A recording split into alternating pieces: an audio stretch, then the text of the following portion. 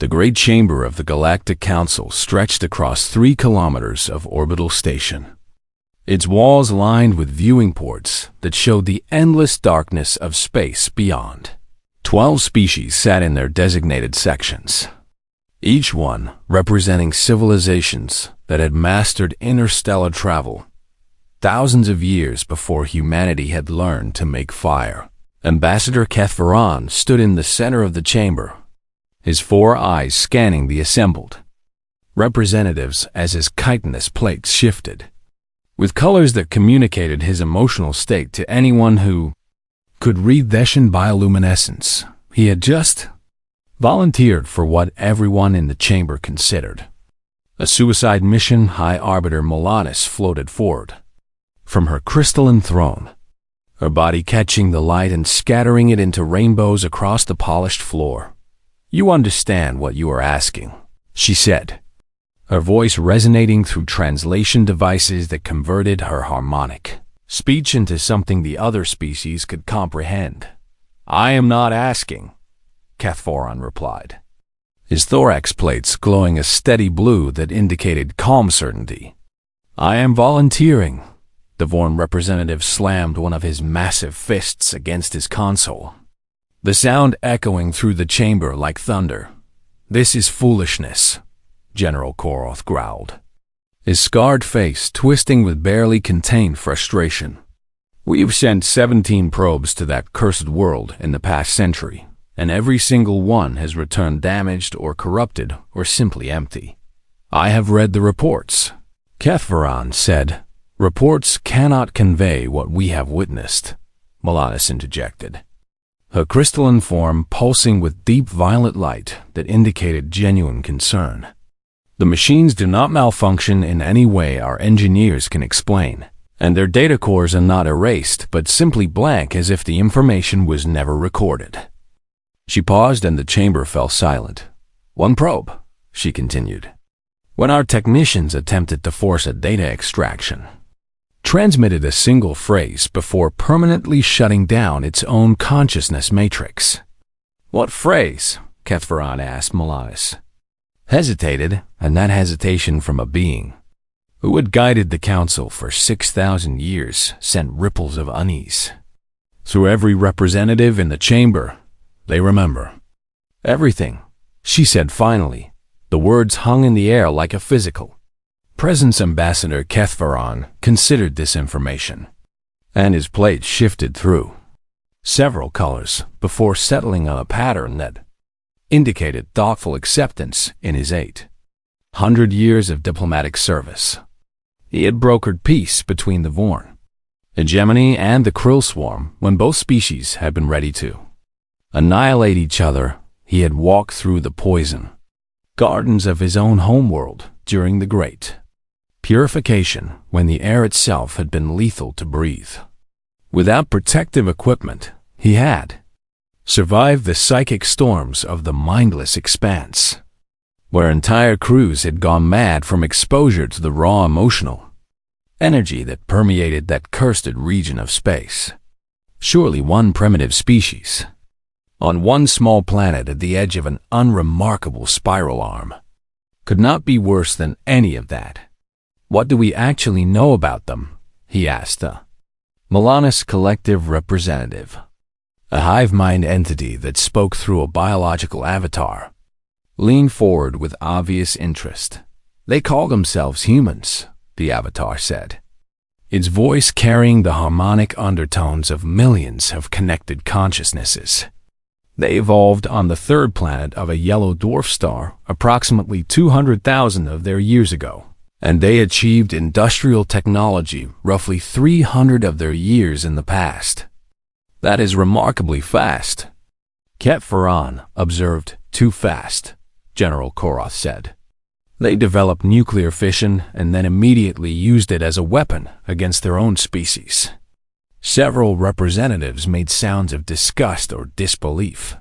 "They dropped atomic bombs on 2 of their own cities," Koroth continued, "killing hundreds of thousands of their own kind in an instant.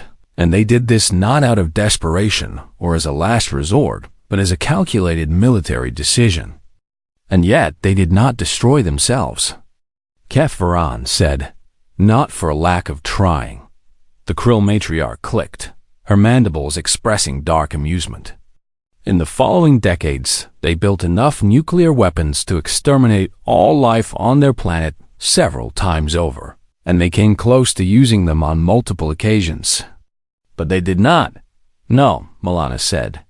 And that is perhaps the most confusing aspect of this species, and the reason why the Council has debated their status for nearly 2 centuries without reaching a conclusion. She gestured, and a holographic display materialized in the center of the chamber, showing a small blue world dotted with green and brown landmasses. "They are violent beyond any species we have encountered," she said. "And their history is a catalog of atrocities that would make even the Vorn conquest campaign seem measured by comparison." Korath made a sound that might have been offense or might have been grudging respect. "That they also create." Milanis continued. "They produce art and music and literature of astonishing complexity and emotional depth, and they build institutions dedicated to healing the sick and protecting the vulnerable and preserving knowledge for future generations." "So they are contradictory?" Kethvaran said. "Many species have internal conflicts. Not like this," the collective avatar said. "We have analyzed their cultural output extensively, and what we have found is a species that is simultaneously capable of the greatest cruelty and the most profound compassion. And they seem to exist in this state permanently without resolution." "They are unstable," Korath declared, "and unstable species are dangerous species." "Perhaps," Kethvaran said. "But unstable species are also the most likely to change, and that means they might be the most receptive to peaceful contact." The chamber erupted in overlapping voices as representatives argued among themselves about the wisdom of this perspective. Milanis raised one crystalline arm, and silence fell immediately. "Ambassador Kethvaran," she said formally, "you have heard the concerns of this council, and you understand the risks involved in direct contact with the human species." "I do. And you still wish to volunteer for this mission?" "I do." "Then the council grants your request." Milana said, "You will travel to Earth as our official representative, and you will assess whether humanity is ready for integration into galactic civilization, or whether they must remain quarantined for the safety of all other species." Kefvaran bowed his head in acknowledgement. "I will leave within the cycle," he said, "and I will return with answers." As he walked out of the great chamber, he felt the weight of 12 species watching his departure. None of them said what they were all thinking. Every ambassador the council had considered sending to Earth over the past 4 decades had looked into humanity's brief violent history and declined the assignment. Kethvaran was the first to accept. Perhaps that should have been warning enough. But as he made his way to the docking bay where his ship waited, the old Beshan diplomat found himself feeling something he had not experienced in centuries. He felt curious, and somewhere in the back of his ancient mind, a small voice whispered that curiosity about humans might be the most dangerous emotion of all. The journey through folded space took 3 standard weeks, and Kethvaran spent every waking hour studying the species he was about to meet. His ship's database contained thousands of years' worth of observation data collected by long-range sensors and stealth probes, and the sheer volume of information available about humanity was staggering. Most species developed along predictable paths. They evolved, and they formed societies, and they discovered technology, and they eventually reached a point where they either destroyed themselves or achieved enough unity to survive into the interstellar age. Humans had done neither. They had come close to destruction dozens of times throughout their brief history, and yet they had somehow always pulled back from the edge at the last possible moment. They had never achieved true unity, and their planet was still divided into hundreds of competing nations and factions and ideological groups that regularly came into violent conflict with one another, and yet they had still managed to reach the stars. Kethvoran found this deeply unsettling. He spent one entire day reviewing their military history, and by the end of it, his thorax plates had shifted to a sickly gray color that indicated profound distress. They had fought 2 global wars within a single generation, killing tens of millions of their own kind through industrialized slaughter on a scale that defied comprehension. They had invented chemical weapons that dissolved lungs and biological weapons that turned bodies against themselves, and nuclear weapons that could vaporize entire cities in an instant. They had developed torture techniques of such creative cruelty that even the detailed clinical descriptions in the database made Kethvoran feel physically ill, and then he discovered their art. The shift was so jarring that he actually stopped reading for several hours to process what he was experiencing: the same species that had built death camps and dropped atomic bombs and starved millions through deliberate policy, had also produced music that made his heart ache with emotions he could not name. They wrote poetry about flowers blooming in spring, and lovers meeting under starlight, and the quiet joy of watching children grow. They painted images of such beauty that the visual processing centers of his brain struggled to handle the input. They composed symphonies that seemed to capture something fundamental about the nature of existence itself. One human philosopher had written that they were the species that learned to split the atom before they learned to love each other. Another had written that humans were capable of the worst and the best, and that they chose both constantly and forever. Kethvoran read these words again and again, trying to understand how any single species could contain such contradictions without tearing itself apart. When his ship entered the outer boundaries of the human solar system, he received his first direct communication from Earth. It was a radio transmission, old by galactic standards, but still being broadcast into the void as a beacon of sorts. Signal contained musica, human voice long dead, singing words in a language that the translation software rendered as English. Singer was asking if there was anybody out there, and expressing hope that someone somewhere might be listening and might. Kethvoran sat in his pilot chair, listening to that ancient song for nearly an hour. The voice belonged to a species that had committed genocide and invented nuclear weapons and tortured prisoners and enslaved millions of their own kind. The voice itself was filled with such longing and such hope and such desperate need for connection that the ambassador found his eyes leaking fluid in a way that had not happened since he was a very young Deshan. He wiped his face and composed himself and set course for Earth. The blue planet grew larger in his view screen as he approached, and he could see the lights of human cities glittering on the night side like scattered jewels. They were beautiful. Everything about this species was beautiful and terrible in equal measure. He landed his ship in a field outside a city called Geneva, following coordinates that had been transmitted to him once he identified himself as a peaceful representative of the Galactic Council. A delegation was waiting for him. 3 humans in formal attire stood in the center of the field, flanked by soldiers who were trying very hard to look non-threatening. Kethvoran noted that the soldiers carried weapons and that their eyes moved, constantly scanning for threats, even as their body language attempted to project calm.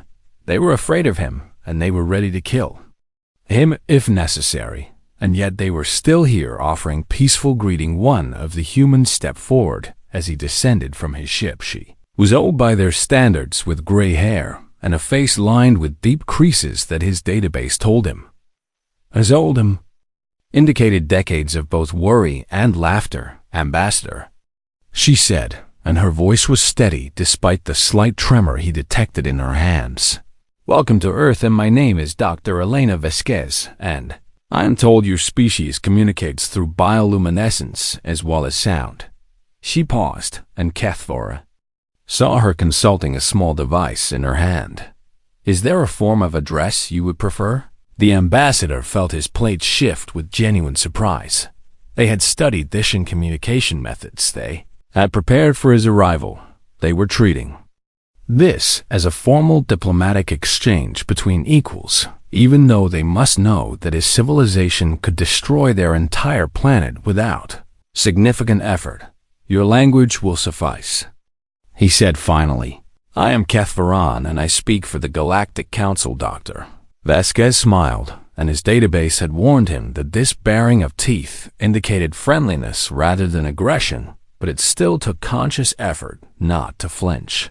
"Then let us begin," she said. She turned and gestured toward a vehicle waiting at the edge of the field. "We have prepared accommodations for you in the city," she continued. "But first I thought you might like to see our world, and I suspect you have been studying the U.S. from a distance for quite some time, and I believe direct experience will tell you things that no amount of data analysis could convey." Kethvaran considered this offer. The Council had given him strict protocols for first contact situations, and none of them involved getting into vehicles operated by potentially hostile aliens on their own territory. But something in Dr. Vasquez's eyes made him want to trust her. It was the same desperate hope he had heard in that ancient song. The hope that contact between different kinds of beings might lead to something good. "Very well," he said. "Show me your world." Dr. Vasquez's smile widened, and for just a moment, the fear in her eyes was replaced by something that looked almost like joy. "This way, Ambassador," she said, and Kethvaran walked forward into the unknown. Every first contact protocol Kethvaran had ever studied emphasized the importance of establishing relationships with the ruling authorities of any new species. But Dr. Vasquez did not bring him the presidents or kings or councils of power. Instead, she took him to a museum. The building was old by human standards, with stone walls and high ceilings and rooms filled with objects that humans considered important enough to preserve. Kethvaran walked through halls lined with paintings and sculptures and artifacts from thousands of years of human history. He saw weapons used in ancient wars and religious objects from faiths that no longer existed, and the personal belongings of individuals who had died centuries before his arrival. "Why are you showing me this?" he asked. "Because this is who we are," Dr. Vasquez replied. "Not our governments or our militaries or our economies, but our art and our history and our attempts to make sense of our own existence." From the museum, she took him to a hospital. Kethvaran watched as human doctors worked to save the lives of other humans who were sick or injured or dying. He saw machines that breathed for people who could not breathe for themselves, and surgeons who cut open bodies to repair damaged organs, and nurses who held the hands of patients who were afraid. "This building exists only to help people who are suffering," Dr. Vasquez explained. "We have millions of people who dedicate their entire lives to healing others. Your species also has millions who dedicate their lives to harming others." Kethvaran observed. "Yes," Dr. Vasquez said simply, "we do." The hospital, she took him to a school. Children sat in rows, learning about mathematics and science and literature and history. They were small and fragile, and their eyes went wide with wonder when they saw the alien ambassador standing in their doorway. One child, a girl with dark hair and curious eyes, raised her hand. "Are you from space?" she asked. "I am," Kethvaran replied. "Are there other kids in space?" Kethvaran considered the question. "There are young ones of many species throughout the galaxy," he said, "but I have never met any quite like you."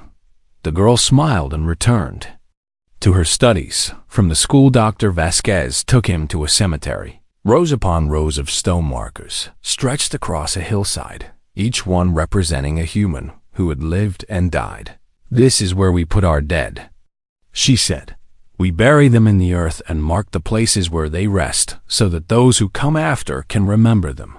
You preserve the memory of individual deaths." Kethvaran said, "Every death matters to someone," Dr. Vasquez replied. From the cemetery, she took him to a concert hall. Musicians played instruments that produced sounds of remarkable complexity and beauty, and an audience Sat in silence, listening with expressions of deep concentration, Kethvaran felt the music moving through his body in ways that his species had no words to describe. From the concert hall, she took him to a slum. People lived in cramped and dirty conditions without adequate food or water or medical care. Children played in streets filled with garbage, and their parents watched with tired eyes that held little hope. Your species has the resources to eliminate this suffering, Kethvaran said. We do, Dr. Vasquez acknowledged. And yet we choose not to. Why? Because we are flawed, and because we are selfish, and because we have not yet learned to see all humans as equally deserving of care. She paused and looked at the children playing in the filth. But we are trying, she said. Every generation we get a little better, and every generation we fail a little less, and perhaps someday we will finally become what we have always wanted to be. From the slums, she took him to a palace leaders in expensive clothing, ate expensive food, and discussed policy decisions that would affect billions of lives. From the palace, she took him to a prison humans who had committed crimes sat in cells waiting for their sentences to end. Some had done terrible things, and some had done small things, and some had done nothing at all except be in the wrong place at the wrong time. From the prison, she took him to a garden where children played. Kethvaran sat on a bench beside Dr. Vasquez and watched the small humans running and laughing and chasing each other through the grass. You are showing me contradictions, he said finally. Suffering and joy and cruelty and kindness, and you are showing them to me without explanation or justification. Yes, Dr. Vasquez said. Why? She was quiet for a long moment. Because that is what we are, Ambassador, she said at last. We do not have the luxury of showing you a curated version of humanity, and you would see through any deception we attempted. She turned to face him fully. Your species achieved peace by evolving past conflict, she said. Other species did it through neural modification, or collective consciousness, or genetic engineering, and you removed the parts of yourselves that caused violence. It was necessary for survival. Kethvaran said. Perhaps, Dr. Vasquez acknowledged. But we did not have that option, and we had to keep all of it. She gestured at the children playing in the garden. The rage and the cruelty and the capacity for unimaginable violence. She continued. We kept it because those same traits give us our stubborn refusal to surrender, and our willingness to fight for what we love, and our ability to survive things that should have destroyed us. That seems like a dangerous trait, Kethvaran observed. It is, Dr. Vasquez said. Every human you will ever meet is carrying a monster inside them, and every human you will ever meet is choosing every single day not to let that monster win. She smiled, and it was a sad smile filled with both pride and grief. We are not peaceful because we cannot fight, she said. We are peaceful because we choose to be, and we make that choice knowing exactly what we could do if we chose otherwise. Kethvaran sat with this information for a long time. The children continued to play. The sun began to set, and somewhere deep in his ancient mind, the ambassador began to understand something that all his centuries of diplomatic training had never prepared him for. He was not here to judge humanity. He was here to learn from them. On the fifth day, Dr. Vasquez told Kethvaran that she wanted to show him something that humanity had never shown anyone outside their species. They traveled by aircraft to a city that had once been called Hiroshima. The ambassador knew this name from his studies. This was one of the two cities where humans had used nuclear weapons against other humans. He expected to find ruins or perhaps a heavily guarded military installation. Instead, he found a park. Trees grew in neat rows and flowers bloomed in carefully tended gardens, and families walked along pathways that wound through grass so green it almost hurt to look at it. The center of the park stood a building that his translator identified as a memorial museum. This is where it happened, Dr. Vasquez said quietly. 80 years ago, a single bomb fell from the sky, and in an instant, nearly 100,000 people ceased to exist. She led him inside. The museum was vast and filled with artifacts and photographs and personal belongings of people who had died on that day 8 decades past. Catherine saw children's clothing burned and torn by the blast. He saw watches stopped at the exact moment of detonation. He saw photographs of survivors with burns so severe that his mind struggled to process what he was seeing. He saw letters written by people in the hours before they died. Letters filled with love and hope and plans for futures that would never come. The sheer density of grief pressed against him like a physical weight. "This is for one event?" he asked. "One of many," Dr. Vasquez replied. "We have hundreds of memorials like this across our world and thousands more, and they mark wars and genocides and disasters, both natural and self-inflicted. Why do you preserve them?" Catherine asked. "Your species could choose to forget, and you could simply move forward and bury your shameful past the way other civilizations have done." A voice answered from behind him. "Because forgetting is how you repeat."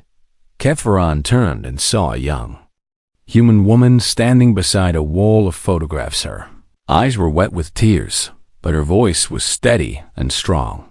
"My great-grandmother survived this," she said. "She was 5 years old when the bomb fell, and she hid under a bridge while the city burned around her." The young woman touched one of the photographs gently. "She told my grandmother what she saw that day," she continued. "And my grandmother told my mother, and my mother told me, and I will tell my children." "To what end?" Catherine asked. "So they understand what we are capable of," the young woman said. "The worst and the best, and so they know that every generation has a choice." She looked directly at him, and her eyes held something that the ambassador had never seen in any species he had encountered. It was pain and hope bound together so tightly that they had become a single thing. "We can be the monster," she said, "or we can be the one who stands against the monster, and that choice is not made once but every day forever." Catherine moved through the museum in silence. He saw displays that documented the immediate aftermath of the bombing and the long years of suffering that followed as survivors dealt with radiation sickness and social stigma and the psychological trauma of having witnessed the end of the world. He saw testimonies from people who had lost everything and rebuilt their lives from nothing. He saw art created by survivors trying to express experiences that no words could capture. And everywhere he looked, he saw flowers. The humans had planted flowers throughout the memorial in every corner and beside every display, and along every pathway, life growing in the shadow of death, hope persisting in the presence of despair. Dr. Vasquez found him standing before a display that showed the city as it had been rebuilt, where once there had been ashes and rubble, there now stood a thriving modern city filled with homes and schools and hospitals and gardens. They did not give up. Catherine said. "No." Dr. Vasquez agreed. "They raised children in the radiation, and they planted gardens in the craters, and they refused to let destruction be the final word." "Yes. Why?" the ambassador asked, and his voice cracked in a way that would have been deeply embarrassing under normal circumstances. "Your species knew what you had done to yourselves, and you knew you could do it again, and you built more bombs and threatened each other with total annihilation for decades, and yet you kept going, because the alternative was surrender," Dr. Vasquez said. "And we do not surrender." She led him outside, and they sat on a bench overlooking the park where children played in the shadow of the memorial. "Ambassador," she said, "your council has been observing us for 2 centuries, and in that time you have documented our wars and our atrocities and our endless capacity for violence." "Yes, but you have missed something important," she said. "You have documented what we do, but you have not understood why we survive." "Then explain it to me." Dr. Vasquez was quiet for a moment. "We are a species that knows we are fragile," she said finally. "We know that everyone we love will die, and that everything we build will eventually fall, and that entropy wins in the end. She gestured at the children playing. "And we love anyway," she said. "We build anyway, and we hope anyway, because that is what it means to be human."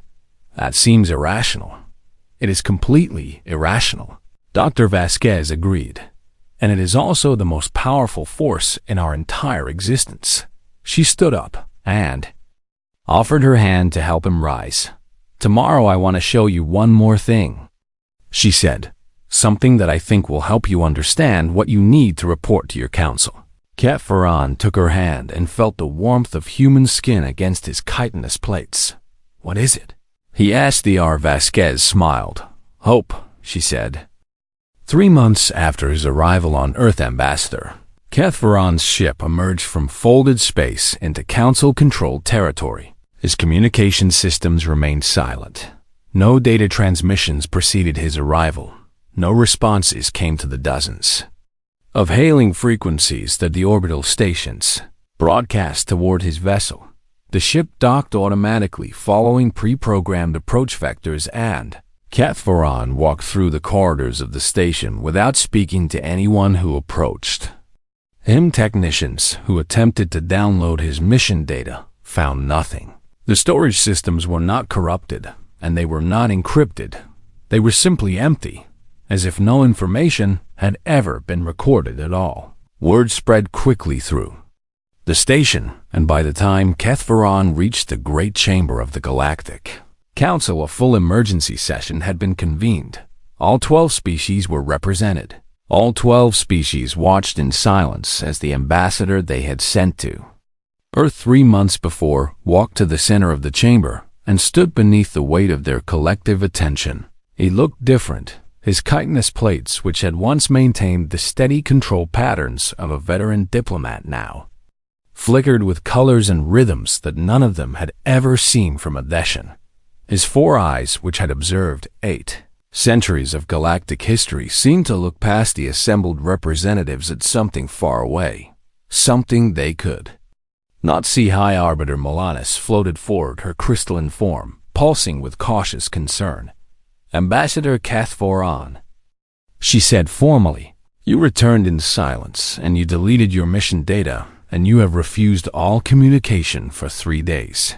She paused. "We must know what you found on Earth." The ambassador was quiet for a long moment. When he finally spoke, his voice was different, not broken, not weak, but somehow fuller, heavier, as if he had swallowed something vast and was still trying to digest it. "I found a species that has every reason to despair," he said, and refuses to. Murmurs rippled through the chamber. "I found children laughing in the shadows of memorials to genocide," he continued. "I found soldiers weeping over enemies they had killed, and artists creating beauty they knew would outlive them." He paused. "I found a world that has nearly destroyed itself a dozen times and simply keeps going. But are they a threat?" The Vaughn representative demanded, his voice carrying across the chamber like rolling thunder. "Can they be controlled or contained or neutralized if necessary?" Kefferon turned to face General Koroth, and his plates flared with a pattern that none of the assembled species had seen outside of ancient Deshan texts. It was an expression that meant something like sacred horror. "You asked me to assess whether humanity should be allowed into galactic civilization," the ambassador said. "I am telling you now that is not our decision to make." Silence fell across the chamber.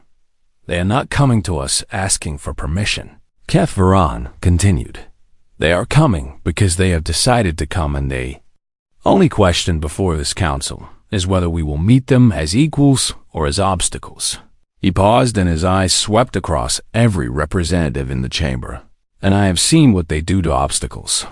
You are saying we should simply accept them?" The Krill matriarch clicked. "Despite their violence and their instability and their complete inability to achieve internal peace, I am saying that we have achieved peace through control." Kefferon replied, "Through modification and through the elimination of what makes us dangerous."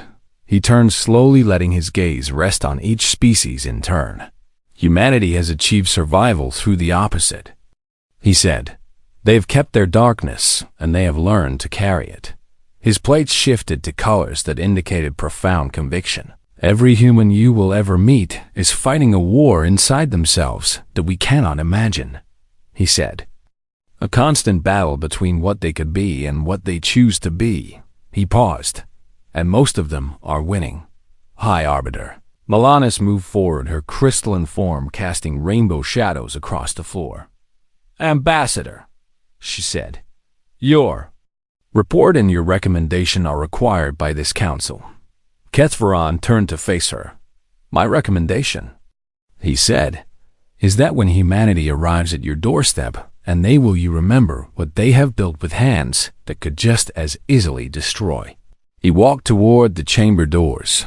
Remember the gardens planted in bomb craters, he said. Remember the children raised in rubble, and remember the love that persists despite certain grief.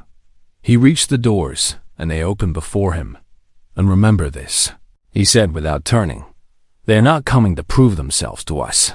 His voice dropped to a whisper, but every being in the chamber heard it clearly.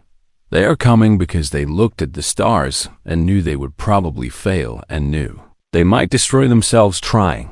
He paused, and they decided the attempt was worth everything they had. The doors began to close behind him. We should be so brave. Ambassador Kethvaron walked into the corridor and never spoke to the Galactic Council again. He retired to a small colony world at the edge of Deshan, space where he spent his remaining years teaching young diplomats. He taught them only one lesson, that the most dangerous species in the galaxy was also the most hopeful, and that these two things were not contradictions, but the same thing expressed in different ways. 60 years passed. Technology advanced and borders shifted, and the political landscape of the galaxy changed in ways both large and small. And then one day a ship appeared at the edge of council space. It was small and crude by galactic standards, powered by engines that the council scientists considered barely functional, but it was there. And it carried a delegation of humans who had traveled further than any member of their species had ever gone before. When they arrived at the Galactic Council chamber, they found words carved above the entrance, words that had been placed there decades before by order of High Arbiter Melanis herself, words that had been taken from the final testimony of an ambassador who had traveled to a small blue world and returned forever changed. The humans read the inscription. They are coming because the attempt was worth everything. They smiled and they walked inside. They had work to do, and somewhere across the galaxy on a quiet colony world, an ancient Deshan felt something shift in the fabric of existence. He did not know what had happened, but he knew somehow that it was good. And for the first time in 60 years, his plate shifted to a color that indicated pure, unguarded hope. The humans had arrived, and everything was about to change.